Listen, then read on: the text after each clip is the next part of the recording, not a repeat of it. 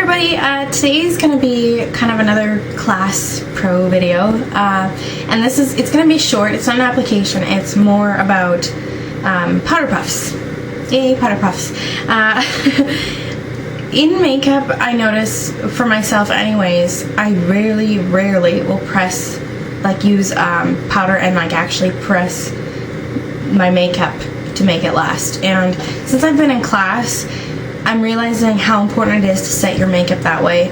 Even if you use a face primer, I've noticed that I can skip a face primer, do my liquid foundation, and then press some loose powder into it, and it will last longer than the makeup primer. So I've kind of stopped using primer and just gone with powder, and I love the finish. It looks much more airbrushed, and it lasts a very long time. I get questions a lot about how to make makeup last, and I'm realizing that it's an old school way, but it works. It really works. And I'll show you how we call it loading a powder puff, in a minute. But I want to talk about some sponges, or velour puffs. These are velour puffs, not the ones that are like feathery but the ones that are kind of like cloth.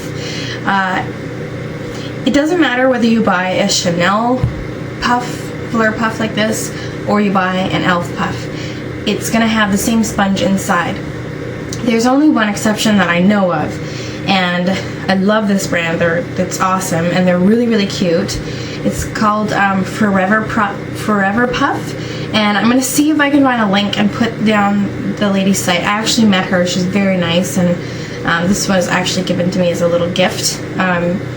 And the sponge she uses inside is actually antibacterial, so it's much easier to keep clean, it's much more hygienic, and she makes them in these neat shapes so that when you're pressing the makeup you have little corners that you can get into the eyes, versus a big round one like this where it's a little bit harder to get in. It's much more thick. Pressing your makeup is huge. It's so crucial, I think, especially if you're wanting to keep your makeup lasting for a long time. There's lots of different powders you can use. High definition powders are great for this as well, and they look very nice in HD because they are much more finely milled than traditional translucent powder. In my kit, I'm sure for those of you who've seen that video, you know that there's lots of Ben Nye powders that we have in there. We also have a Cinema Secrets one, and those work great too. Lots of brands carry loose powder. The Palladio one is also pretty good, and this is a rice powder, so it is it's a little bit different than some of the other ones that have zinc and that sort of thing in them. It's very soft, very I guess soft would be the best way to describe it. Very soft feeling, but it might not work on all complexions. It might look a little ashy if you're a little darker, but basically I'm gonna demonstrate with this on this big guy here, and I will show you kind of how we load a powder puff. So usually I have a little bowl where I put the powder in and then kind of press it evenly through, but you can also just take your powder and tilt it like this. Nice thing about these sponges versus like a latex sponge, those little wedges, is that these can be washed, sanitized, and reused until they fall apart, pretty much.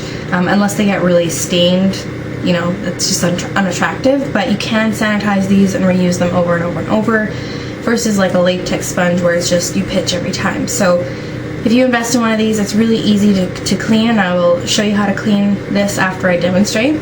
Now, I have makeup on already, but I'm just going to show you how this is pretty much done. You probably saw a glimpse of this in my last video on the Pro Foundation, the basic video there.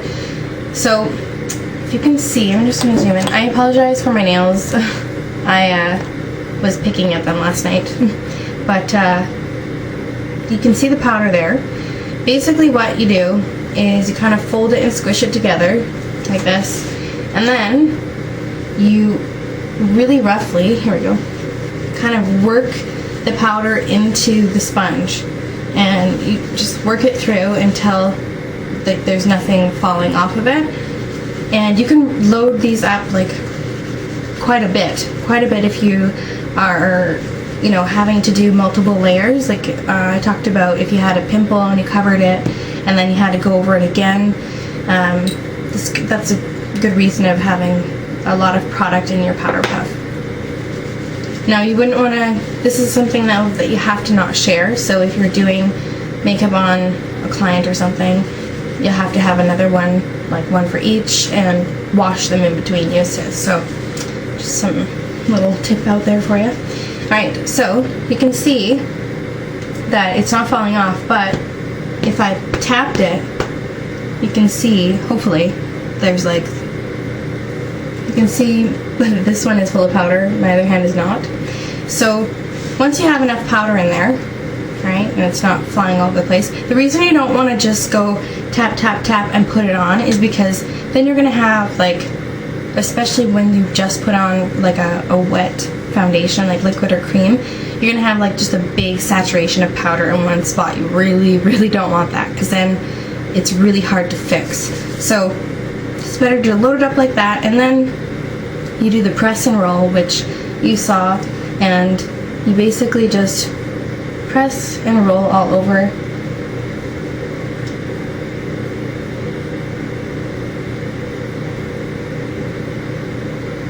And you really want to use some pressure. Like, there's no point of just going like tap, tap, tap, tap, tap. You really want to set the makeup, so you've got to kind of push it into place. I already have makeup on, but that's pretty much how I would go about it. And you know, if you've done the neck, you're going to want to roll that. And if you've done the ears, really press them in, press the makeup in everywhere. So it's really, it's on there. And then if you've got, like, if there's a little excess powder, you can just go over with a brush and just lightly dust it off. And that'll keep your makeup lasting an extremely long time. I'm telling you, just from my experience, it works better than a face primer. I haven't even been using my face primer because I'm learning that this is actually a very effective way to make my makeup last, and I have pretty oily skin, so that's pretty awesome for me. So I just wanted to share that with you guys. I will again try and link down below where to get the Forever Puffs, and I'm just gonna show you how to go about washing this now. Alright, so what usually is the best way to clean these is simply with soap and water, and it's better to use something that's not like oil based, because it's just a little bit more difficult to clean that way. You can use like a brush cleaner, like the MAC brush cleaner if you have it. I like the Cinema Secrets one. It smells kind of like vanilla. So, but you really don't need to do that. You just take on a little bit of soap and some warm water, and then you just, with your thumbs, start to work it. Start to work the bubbles, and you can see, hopefully, there's like kind of a powdery-ish liquid coming out. So you pretty much go like this. The other way that you can clean these, if you have a lot of powder puffs and you're doing like a big photo shoot and you have to use a lot of your puffs, you can put these in like one of those mesh bags and throw them in the washer and in the dryer if you want. They can get a little misshapen in the dryer though, so usually I will just put them out to dry, and I'll show you how I kind of get all the excess water out with my towel here. So you really want to really wash this kind of like a sea sponge. Just keep squeezing it in and out. And if there's any sort of staining, just try and work the stains out with your soap, because you don't really want to put like bleach on there. Some people are sensitive to bleach, so there we go. Alright, so that's coming out clear, and the powder puff looks very clean. And I just squeeze out the water as much as I can. And then I put it over here on my towel. So once I have it on a towel, I usually take like a paper towel as well and just put it there, and then I'll roll it and push down as hard as I can.